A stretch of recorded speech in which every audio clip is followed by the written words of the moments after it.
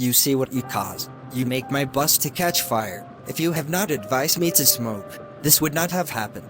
Now listen to me. I don't want to see you again. Your advice is always a disappointment. It's over between me and you. Now get lost. What do you mean? Am I the one that asked your vehicle to catch fire? Or is it because I keep you silent? So what could you do? You cause it. In fact, you are bad luck. I don't want to see you again. Get lost.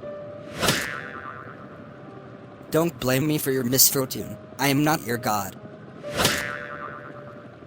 Go to hell, bad friend. Nonsense. When something bad happens, we often look for someone to blame, but when natural disasters, like earthquakes, hurricanes, tornadoes, tidal waves, mudslides, droughts, and lightning strikes occur, we shift the blame on God. Incidentally, the insurance companies call them acts of God. The question most people often asked after a disaster is, if God loves people, why does He wipe them out? Why would God allow famines like in Haggai 1 verse 10 to 11? The fault is not God's, it is entirely ours. Sin prepares the way for disasters to occur. The remnant of the children of Israel, that newly returned from Babylon, started off with a great corporate vision of building the temple for the glory of God.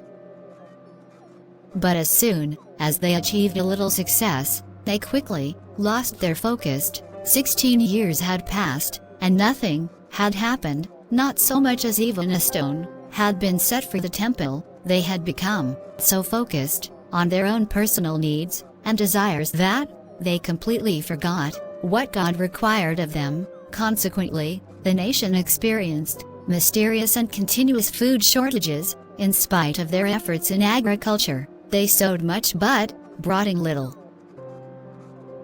For Israel, it was a time of looking back, to reconsider their ways. As we reflect on our past, we will discover that we have failed the Almighty. We will discover that we have worked hard to plant our crops and tend our businesses to be able to provide food, shelter, and clothing for our families, but have little or nothing to show for it. This is the time for us to arise and do the work of God. As the Jews were commanded by God through Haggai the prophet, you need to completely give your life over to doing the work of God, and by so doing, you will begin to experience His abundant blessings upon your life.